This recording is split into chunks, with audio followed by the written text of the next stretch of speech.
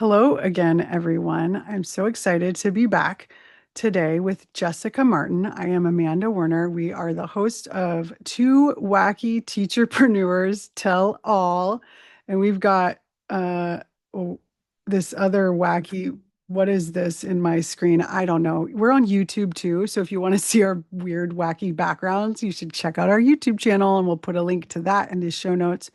We always put a link to it in the show notes so you can watch the video as well as listen to our wacky stories and tips and things. And this episode is all about neurodivergent tips for small business owners or teacherpreneurs. Our last episode was about how being neurodivergent has impacted our personal businesses. And I feel like we probably had a lot more to say about that. So we might go into that a little bit more. But today we're trying to provide some tips that have worked for us. But please remember, this is a caveat, like what works for me and what works for Jess might not work for you. And honestly, like I feel like things work for, because I'm neurodivergent, things only work temporarily. And then I need a new shiny object to help me stay focused. So, yeah, I'll get started with talking about things that have helped me as a neurodivergent teacherpreneur. Um, so I didn't know I was neurodivergent because I've had my business for like 10 years, over 10 years. And so I didn't really know or embrace this idea of neurodivergence until about like 4 or 5 years ago. So like I spent, the first half of my time as a entrepreneur being clueless, about, and honestly, like I feel like there was part of me that knew I was weird and different. There's always been a part of me that knew there was something different about me. And the reason is because I'm so kind of, I hate the word obsessive, so I'd rather say passionate. Um, and just very, very passionate. I have very, very strong opinions. And like I've been to conferences with other teachers. Like I went to New York City and met Lucy Calkins. Like I went to the writers workshop, big, you know, I don't remember how many years ago this was, a long, long time ago. These conferences that Lucy Calkins holds in New York City at the Teachers College and the units of study, right? Like when I discovered those ways of teaching, I was so excited. And I feel like I'm always the teacher in the room, or I used to be. Now I'm like the jaded teacher in the room, but the teacher in the room that was just like all in on like a thing and like couldn't stop talking about that thing, and almost to the point where people were like looking at me like, when is she going to shut up, you know? And so, and sometimes saying things I shouldn't say, and feeling like I'm putting my foot in my mouth, things like that, right? So I've always known that I was weird. And then like also just spending hours and hours and hours trying to start a business. I didn't know many teachers that were doing that. Like that is pretty wacky, to spend like all day long with kids teaching one of the hardest professions in the world.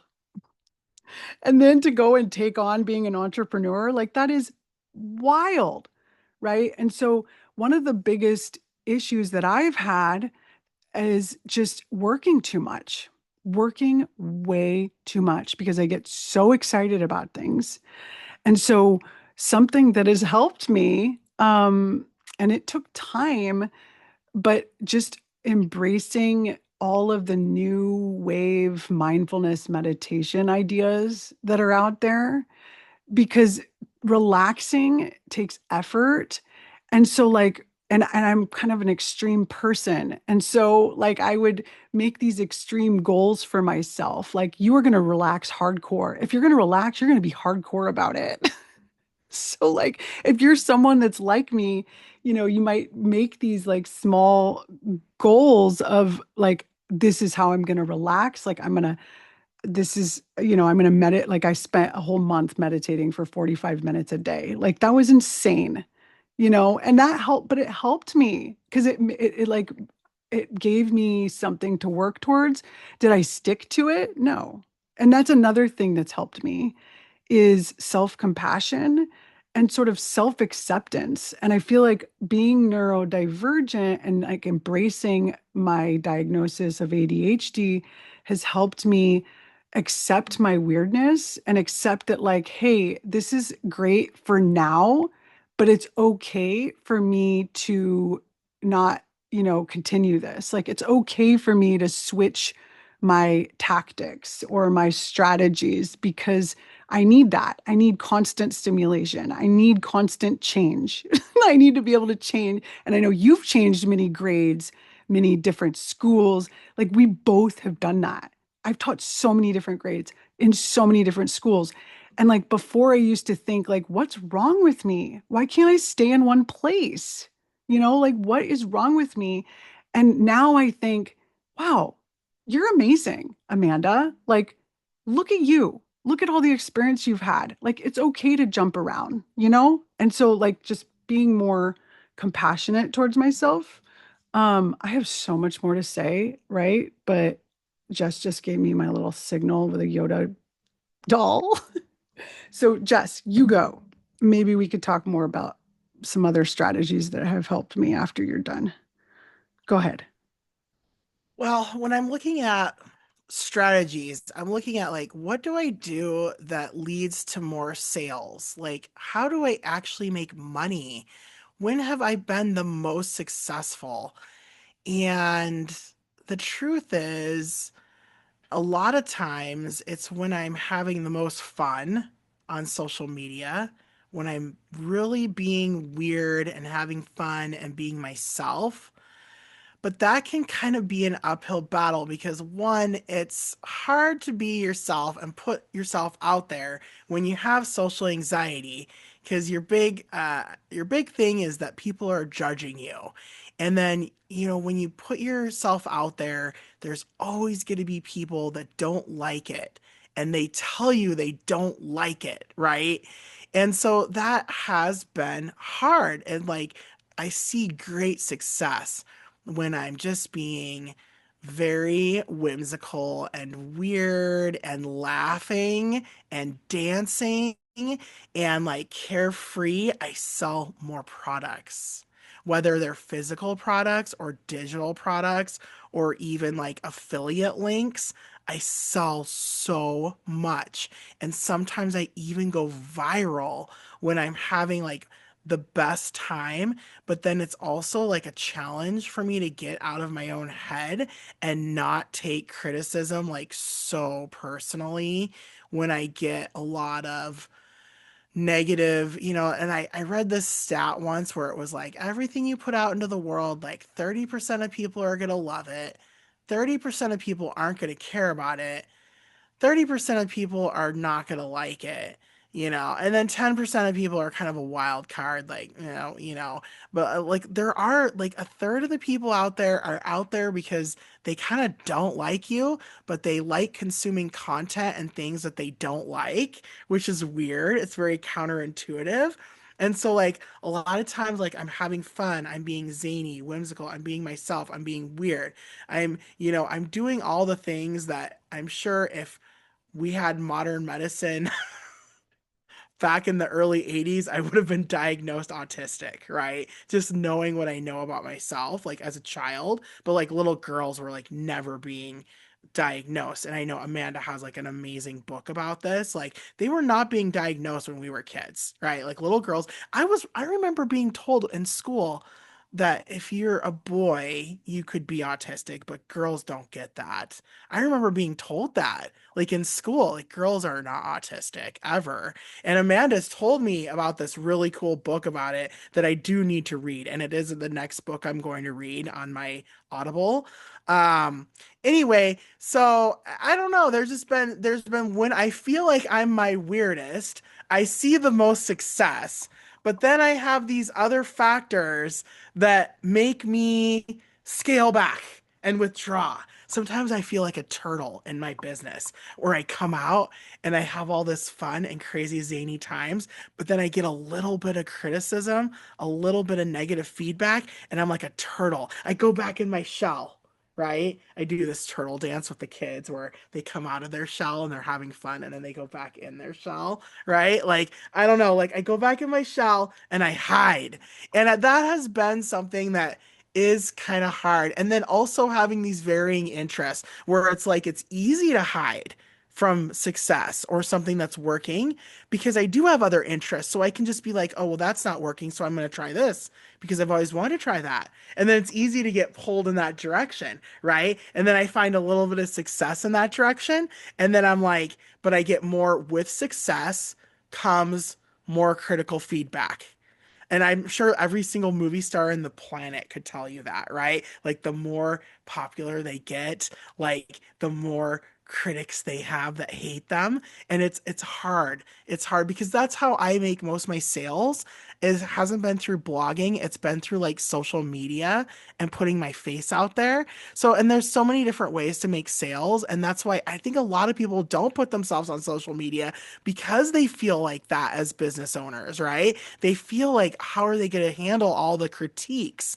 And it's kind of funny as I see a lot of really self-confident people putting themselves out there, but their content doesn't get consumed sometimes. Like, like because they're maybe either they're not neurodivergent and they don't have that weird element, or maybe they're masking and they don't want to put that weird element of themselves out there. Because what people actually want to see is you at your weirdest. That's what people want to see. They want to see you being a weirdo and nerding out about the things that you are passionate about. So anyway, those are some of my thoughts. And yeah, I'm glad that we opened this up because I think that a lot of our listeners are probably neurodivergent in some way, and that's why they're drawn to a show called Wacky Teacherpreneurs. Don't you think so, Amanda? I definitely think so. I think that people who like us probably are like us. And that book you were mentioning, I love it. I'm reading it for a second time. It's called Girls and Women on the Autism Spectrum. It's an amazing book.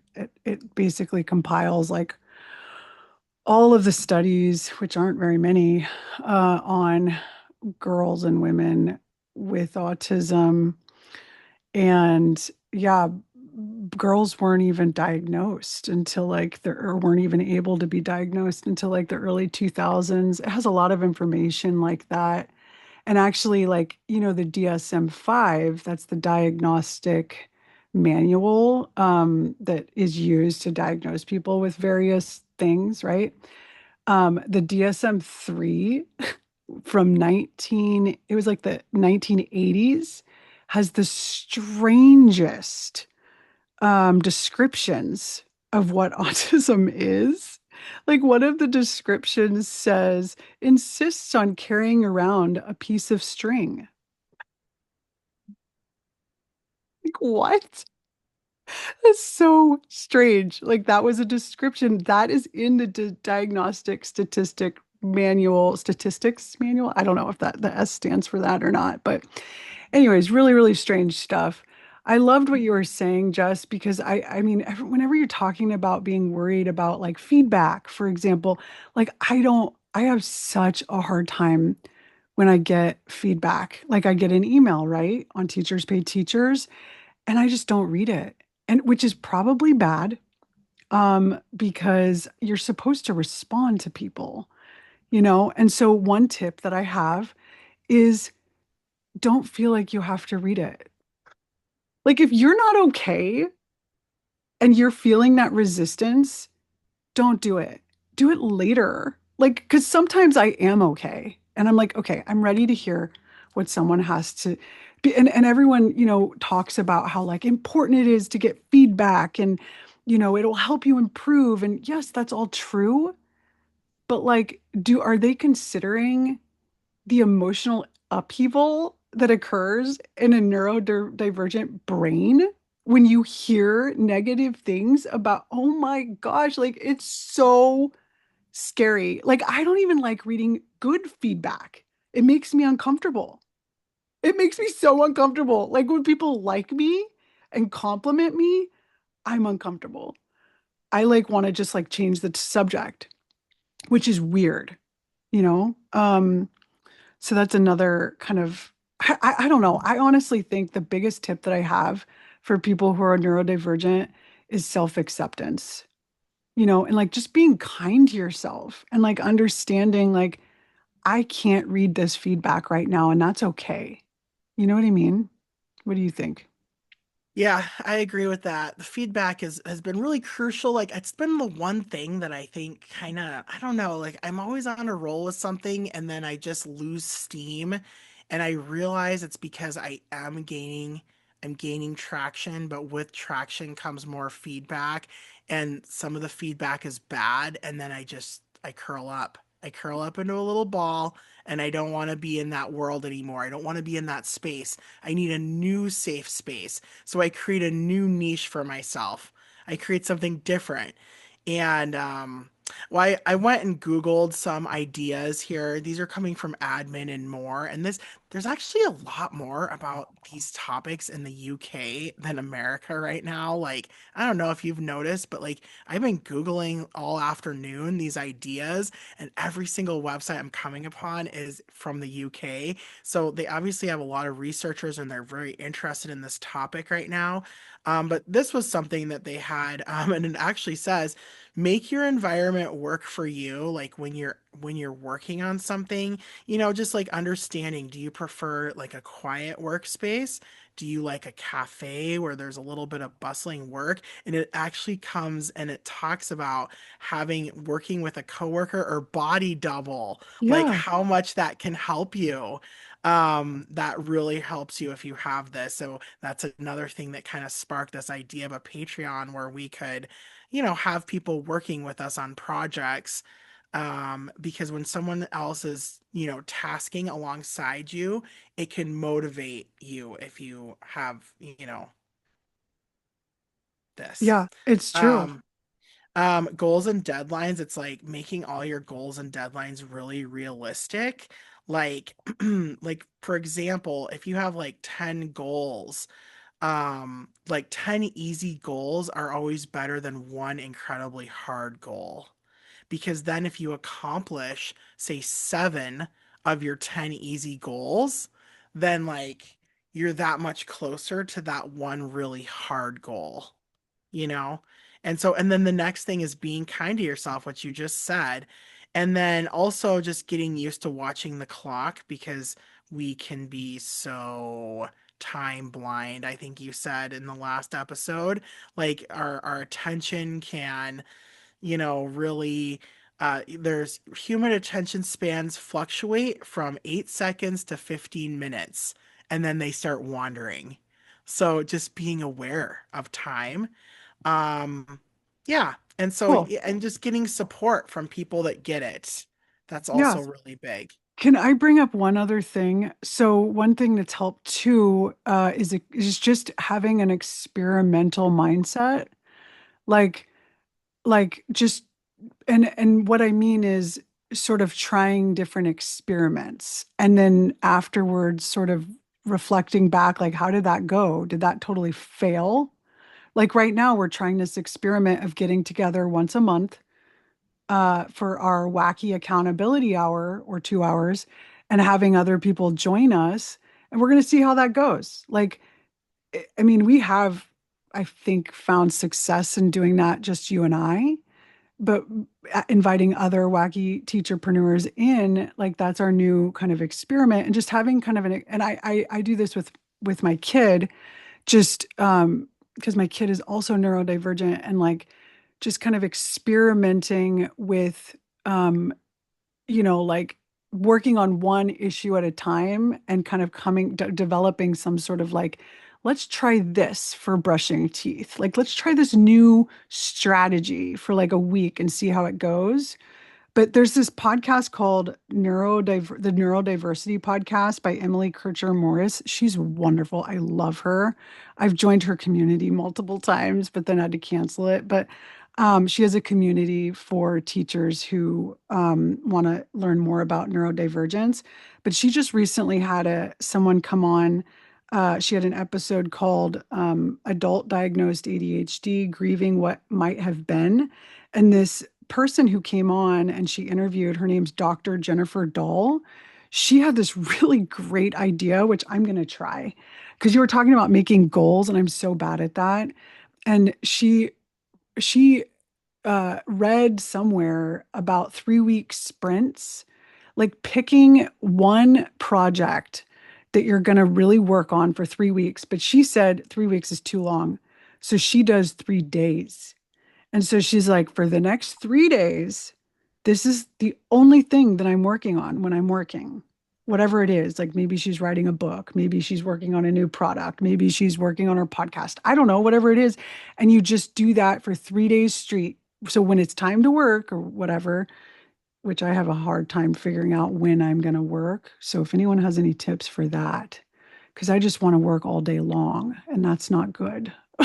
but but anyways, so like, just like 3 day sprints of like one project. I'm only doing this thing.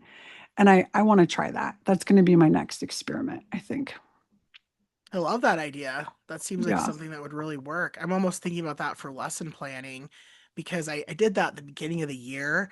I just lesson planned because my new school has a lot of requirements about lesson planning. They want very specific kind of plans. And so one day I just went through and I did five rotations worth, which was about 40 days of lesson plans, right? All in one sitting one day. Yeah. Well, and that's a And then, yeah, superpower yeah, to be able to do that. And we have to yeah, harness that. You know what I yes. mean? And Like, it was such a relief to me the last, the dealing with that first month or two of school, already having everything in place that I needed, having all those lesson plans done. But it is hard. I will tell you what's hard about batching things like that is starting on the second batch because you do get a little bit lazy in between, right? Like you're like, oh, that's already done. So it's just like getting that motivation to start phase two. It is hard, phase one feels so good. You feel so accomplished and it creates so much less stress in your life. But then when do you put aside that time for like the next chunk, right? Like next it is batch. a little hard. That's been hard for me to start. And now I'm back to like where I finished the 40 days of lesson plans. And now I'm back to kind of winging it every week. And I want to find that motivation to do that whole day again so I can have that relief for that time. But that's so hard, Jess. That whole day, like a Saturday or a Sunday, you're supposed to have that day off. It makes me so mad. It's just the life of a teacher, I man. It's just the way know. it goes. I know. I'm so sorry. Okay, Um, well, I think we had a good lesson. Lesson. I think I'm back into lesson planning mode. No, I think we had a really good episode. And yeah, I think we're about ready. Is there any final thoughts that you wanted to have? no, that was great. And we'll put all the links to the websites we mentioned in the show notes, including our accountability group that you can join today if you want. Okay, namaste. Namaste.